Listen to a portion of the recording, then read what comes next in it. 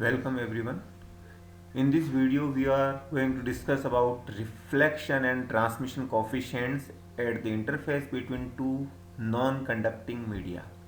यानी दो अचालक माध्यम है, उसके बीच एक अंतरापृष्ठ है या बाउंड्री है, सीमा है। जो इलेक्ट्रोमैग्नेटिक वेव है एक मीडियम से दूसरे मीडियम की ओर आ रही है।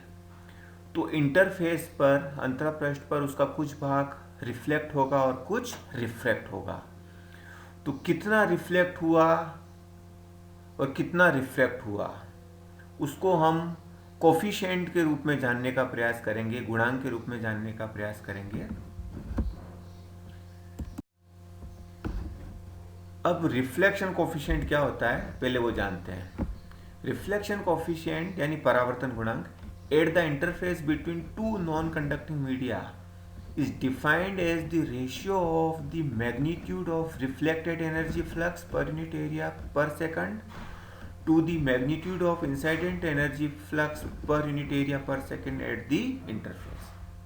यानी क्या होता है कि उस अंतरापृष्ठ पर इकाई क्षेत्रफल में इकाई समय में परावर्तित ऊर्जा अभिवाह या फ्लक्स का परिमाण और उसी अंतरापृष्ठ पर इकाई क्षेत्रफल में इकाई समय में आपतित ऊर्जा फ्लक्स का परिमाण, इसका अनुपात लें तो ये रिफ्लेक्शन कोफिशिएंट होता है।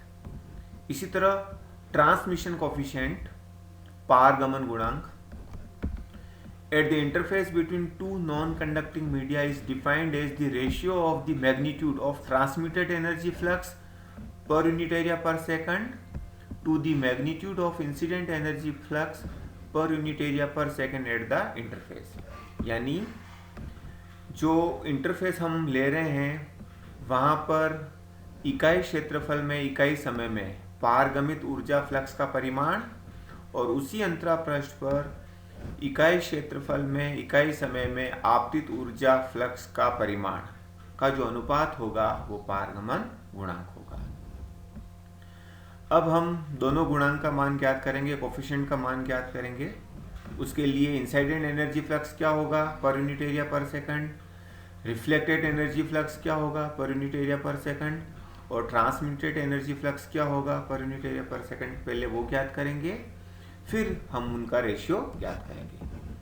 The magnitude of incident energy flux per unit area per second at the interface is given by J1 is equal to time average value of S1।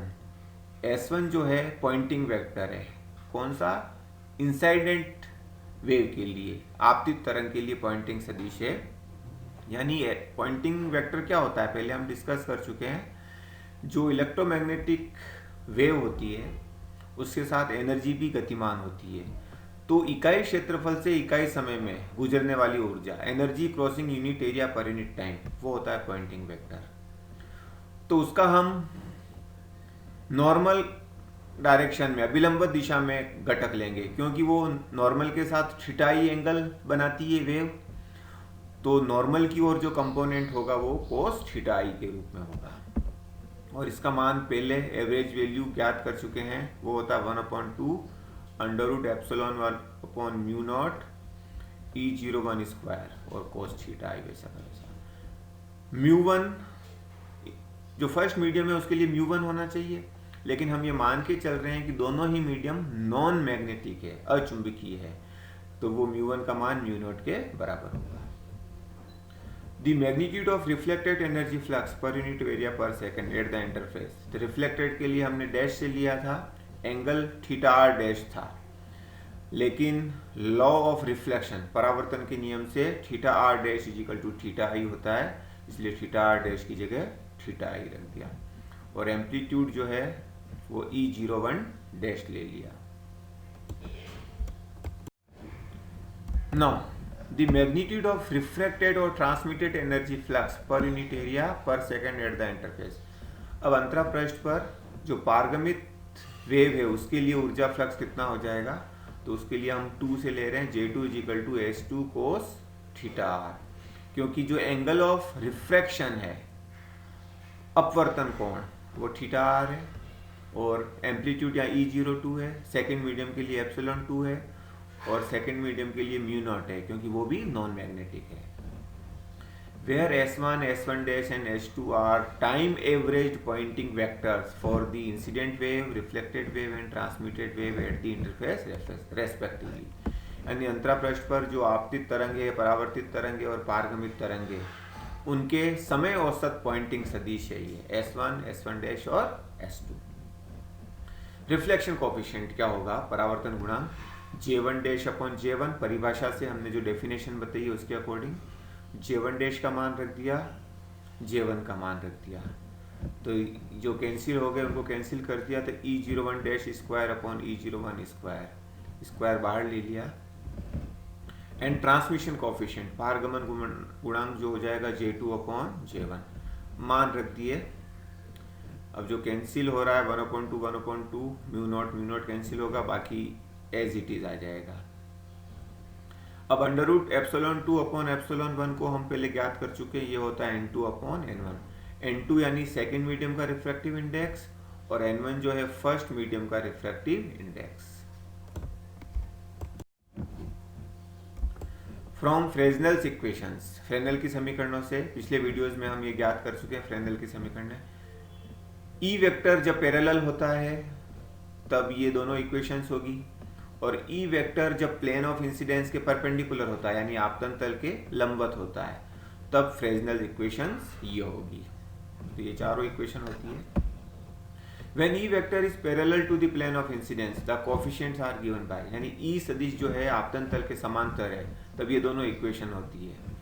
तो आर पैरेलल कह दिया, ये मान हम अभी ज्ञात कर चुके हैं E01 dash upon E01 whole square parallel, तो ये मान ऊपर से रख दिया हमने, स्क्वायर में आ जाएगा।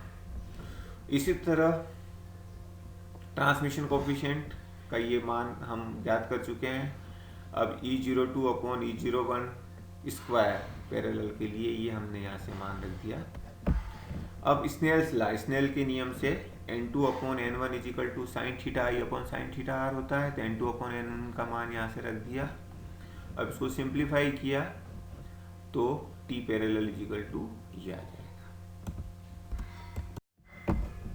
दूसरा केस लें, when E vector is perpendicular to the plane of incidence, जब ई सदिश आपतन तल के लंबवत है तो कोफिशिएंट्स हो जाएंगे r perpendicular is equal to this, तो E01 डैश अपॉन E01 का मान रख दिया, और टी परपेंडिकुलर फॉर्मूला ये होगा, और E02 अपॉन E01 परपेंडिकुलर का मान रख दिया, और N2 अपॉन N1 का मान हमने sine theta i upon sine theta r रखा, और इसको आप सिंप्लीफाई करेंगे तो ये मान है। फॉर नॉर्मल इंसिडेंस, अभिलंबी आपतन के लिए, यानी जो इंसिडेंट वेव है वो सीधी ही इंटरफेस पर आपतित हो रही है, तो थीटा आई 0 होगा, थीटा आर भी 0 होगा, थीटा आर डैश भी 0 होगा। तो उस स्थिति में जो फ्रेजनेल्स इक्वेशंस होती है वो दोनों ही केस में ये आएगी, चाहे ई वेक्टर परपेंडिकुलर हो चाहे ई वेक्टर पैरेलल हो। तो E01 dash upon E01 N2 minus N1 upon N2 plus N1, और E02 upon E01 2 N1 upon N2 plus N1। Therefore reflection and transmission coefficient for normal incidence are given by, तो R का मान फॉर्मूले में ये formula होता है, रख दिया ऊपर से मान। इसी तरह T का मान ये होगा, फॉर्मूले से मान रख दिया T। अब इन दोनों को सम करके देखें, it is obvious that R plus T equal to 1, यानी इसका जो योग होगा, सम होगा, वो 1 के बराबर होगा, in accordance to the law of conservation of energy. ये जो ऊर्जा संरक्षण का सिद्धांत है उसके अनुसार है। अब इसमें एक चीज और आती है, ब्रूस्टर्स लॉ। ब्रूस्टर लॉ क्या होता है? ब्रूस्टर का नियम क्या होता है? फ्रेजनेल्स इक्वेशंस आर, चारों जो फ्रेजनेल्स इक्वेशंस हैं, जब E vector plane of incidence के पैरेलल होता है, जब E vector plane of incidence के परपेंडिकुलर होता है, तो ये चारों इक्वेशन हमें ध्यान में रखनी चाहिए। It is obvious from equation 1a से क्या स्पष्ट होता है? When theta i plus theta r is equal to pi by 2, ये नीचे की ओर theta i plus theta r आ रहा है, इसका मान अगर पाई बाई 2 के बराबर है तो 10 पाई बाई 2 क्या होता है हम जानते ही हैं, 10 पाई बाई 2 इन्फिनिटी के बराबर होता है। तो E01 dash upon E01 parallel, ये इन्फिनिटी होगा तो ऊपर 0 हो जाएगा, तो इसका मान 0 हो जाएगा, यानी E01 डैश का मान 0 हो जाएगा। So that the reflection coefficient is 0, यानी E01 डैश अपॉन E01 0 है, तो इसका स्क्वायर कर दें तो वो रिफ्लेक्शन कोफिशिएंट होता है, यानी उसका मान 0 होगा, परावर्तन का गुणांक का मान 0 होगा। Thus when the reflected and refracted waves are perpendicular to each other, क्योंकि theta i plus theta r अगर π/2 होता है तो इसका मतलब रिफ्लेक्टेड वेव और रिफ्रैक्टेड वेव के बीच 90 डिग्री का एंगल होता है, यानी perpendicular to each other there is no energy carried by reflected wave, तो परावर्तित तरंग द्वारा कोई ऊर्जा नहीं ले जाई जाती है। This angle of incidence theta i is equal to, theta r को दूसरी तरफ लेके गए तो theta i is equal to π/2 minus theta r is known as the Brewster's angle, इसको ब्रूस्टर कोण कहते हैं या ध्रुवण कोण कहते हैं, polarising angle, and is denoted by theta b, b यानी ब्रूस्टर और पी यानी पोलराइजिंग एंगल के लिए है, तो थीटा बी और theta B. Now from Snell's law, Snell के नियम से n2/n1 is equal to this होते ही है। अब यदि इंसिडेंट जो वेव है आपतित तरंग, उसको हम ब्रूस्टर एंगल पर उसके ऊपर इंसिडेंट करते हैं, ब्रूस्टर कोण पर आपतित करते हैं, यानी थीटा आई किसके बराबर है, थीटा पी, थीटा बी भी लिख सकते हैं, तो थीटा आर का मान क्या हो जाएगा, theta r is equal to हो जाएगा π/2 माइनस थीटा आई, और थीटा आई हमने क्या लिया था, थीटा पी, तो ये हो जाएगा π/2 माइनस थीटा पी, तो ये मान रख देंगे, तो साइन π/2 माइनस थीटा क्या होता है, कोस थीटा, तो ये हो जाएगा कोस थीटा पी, तो sine theta p upon cos theta p होता है टेन थीटा पी, तो ये हो जाएगा tan theta p is equal to n2/n1, और theta p is equal to हो जाएगा टेन इनवर्स n2/n1। ये एक इंपॉर्टेंट रिलेशन हमने ज्ञात किया है, this is well known Brewster's law. ये जो मैथमेटिकल रिलेशन है, ये जो गणितीय संबंध है, ये ब्रूस्टर का नियम कहलाता है।